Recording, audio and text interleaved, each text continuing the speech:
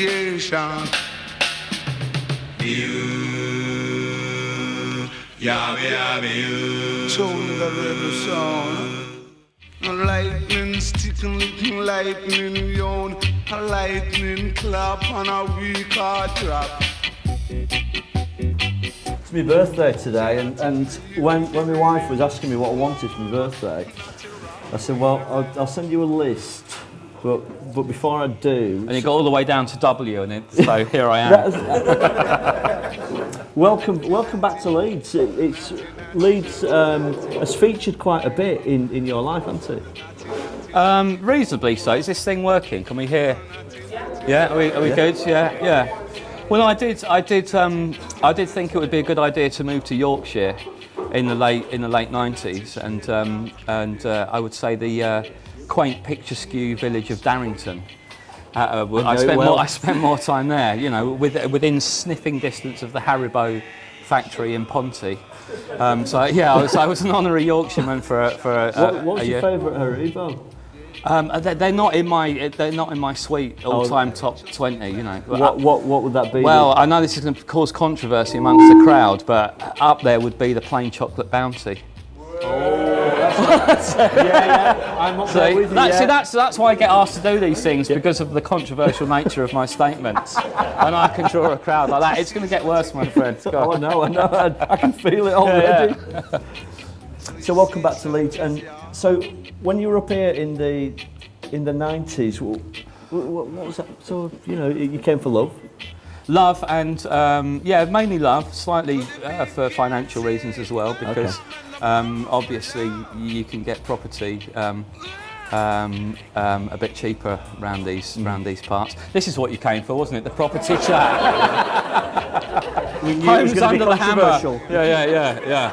Well, no, I had a very nice old kind of vicarage with a little bit of ground and stuff at a price that I'd probably get a kind of, not so much a room, more a suitcase with doors in London, you know. So that was part of it. Yeah, and it's. I mean, I've traced my family tree a little bit, and I am kind of. There's a village in Carlisle called Weatherall, which is without the A, and that's. I think that's the family seat, and from what I can gather, we were kind of feudal barons that misbehaved, and so there's a definite lineage. Oh yeah. I've kept up the family black traditions quite admirably, and we misbehaved in the Carlisle area, but because we were feudal barons, we were banished to Ireland, I think, where we did pretty horrible things over there, and then got sent back to Carlisle. But I'm not sure on the entire details, but I think that's the kind of family story in a nutshell. So there is a kind of some northern DNA coursing through my veins, if DNA courses through your veins.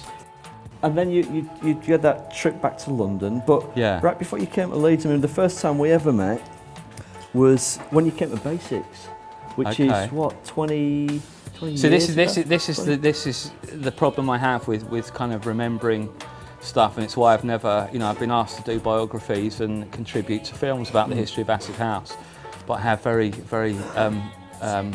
little memory of my actual history. If I was to do a book, I would have to arrange a series of dinners around the country with people that were involved, and that would actually probably be more interesting than the actual stories that come out of it. But I just remember that I think meeting Mr. Beer and people up here, and realising there was an enthusiasm that went kind of beyond.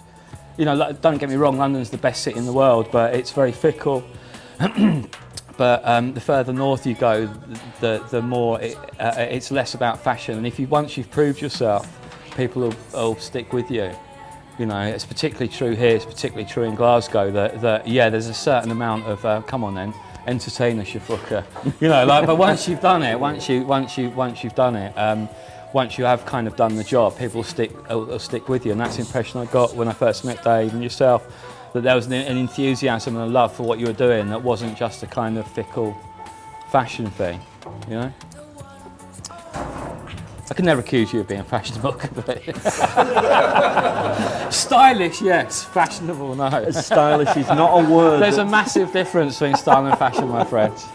I don't even know what either of those words mean, but Well, style places you outside of time. Fashion's about competition and being of the moment, but style, I think, takes you outside of any time span, I think. And so where do you fit? So fashion is just something you do until you develop your own sense of style. Or stupidity? It's not one of mine, that's William Hazlitt said that in about 1810 or something. So basics, and then you came to a night that Dean Kavanagh, the gentleman sat over there on our left. I remember it was Adrian Sherwood, was it not? Yeah. That was amazing because Adrian Sherwood, a massive hero. I was in awe of the fella, and we had to go and pick him up at his house, and I'd never met him before. I'd only seen the odd picture of him, and he was just this mythical creature. And knocked on his door, and oh, you ready to pick me up, are you? He went, yeah, come in, what do you want, speed or acid? But it's all right, Adrian, I'm fine for the moment, thank you very much. And then we drove, he'd just been recording with Bim Sherman, the late great reggae singer, and we drove. He said, oh, do you mind if we listen to something? Yeah, and he put on this Bim Sherman, this new production. And from London to Leeds, it must have gone round 3 or 4 times, and we were just in complete silence and awe at this beautiful production. And Skip MacDonald was with you as well. Was he? Yeah, right. Yeah. Okay. Yeah. I don't remember that. I just remember the Speed or Acid and the Bim Sherman.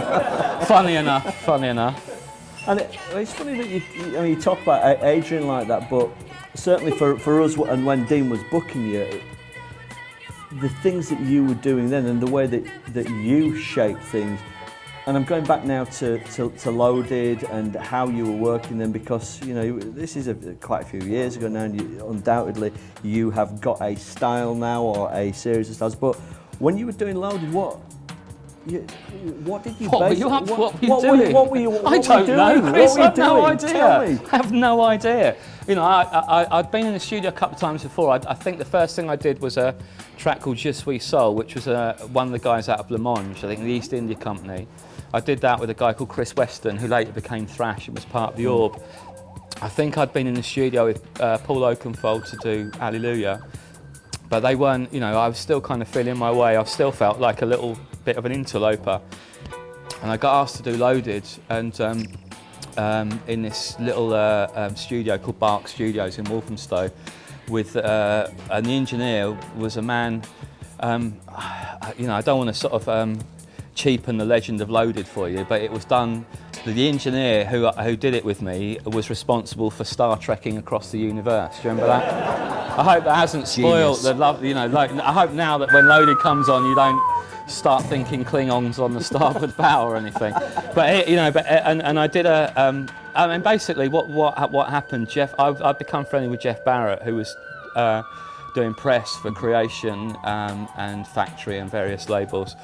And he gave me a Primal Scream album, and I loved it. And I went into his office, and he completely, everybody else hated it, and I really loved it. And he kind of engineered us getting together, and I actually met up with Andrew Innes a Spectrum night, which was at Heaven on a Monday.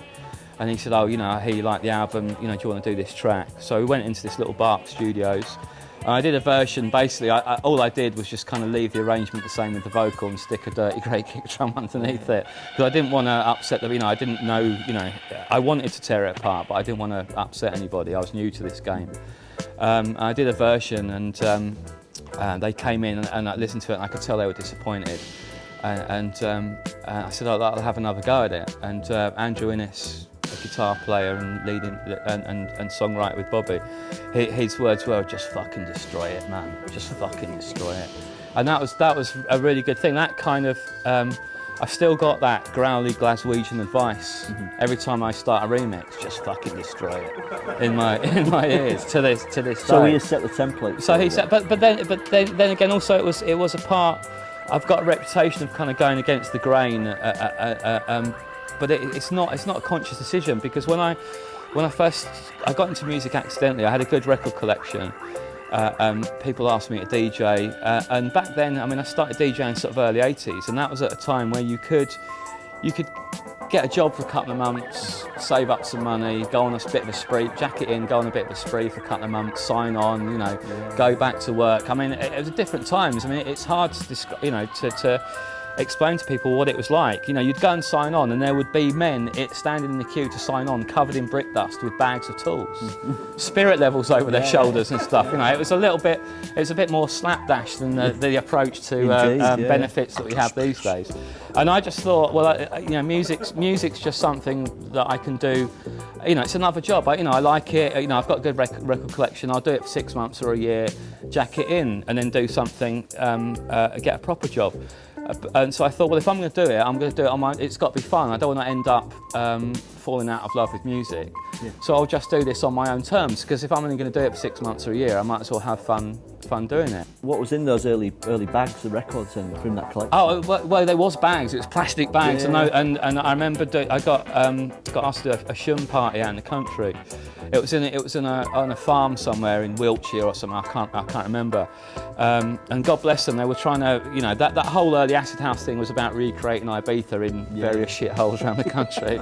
And, with rain. Yeah. Well, and at the end of and Amnesia, they always had a foam party. They filled the place with foam, which is great in a pristine club in the Balearics, but in a barn which has still got remnants of cow shit and hay on it. Obviously, as soon as the bubbles hit that, it was just this foam party. But it was just just sort of brown foam with bits of straw hanging out of it.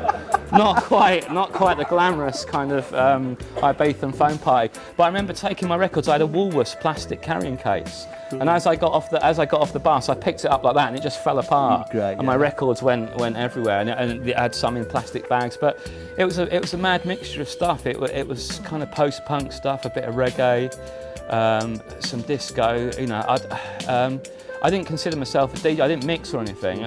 I was just a kid with weird records that played at 6 o'clock when everyone else was too twatted to operate machinery, really. So that mixture of stuff, where did that come from? You know, Well, I've been collecting records since from the age of kind of 10 or 11 years old. You know, I was lucky enough to have gone through glam rock. You know, when I was born in '63, so mid-70s, there was glam rock, but it was also a 50s revival going on. Indeed, yeah. And even at that age, I'd kind of worked out that glam rock was kind of rock and roll in sparkly trousers, you know. So I loved that, and then obviously punk came along, so kind of lived through that. Then the post-punk stuff. So I just had a massive collection, you know, varied collection of records.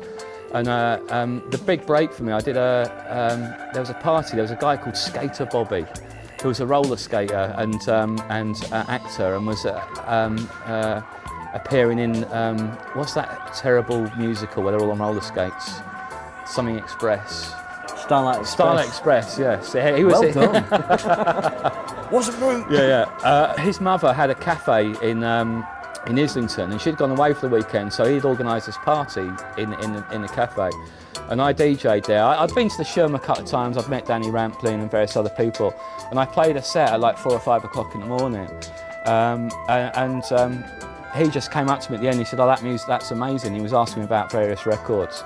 And he said, well, you know, come and play at the Shum, which at the time was the kind, you know, was at the hub of a very small, you know, the acid house scene started. It was literally 200 people, split over kind of 2 clubs. Paul Oakenfold was doing the Future, and Danny was doing the Shum, and then it kind of expanded a little bit. So I was kind of at the heart of it all quite quickly, and it felt for the first time that I was involved in something that was actually mine.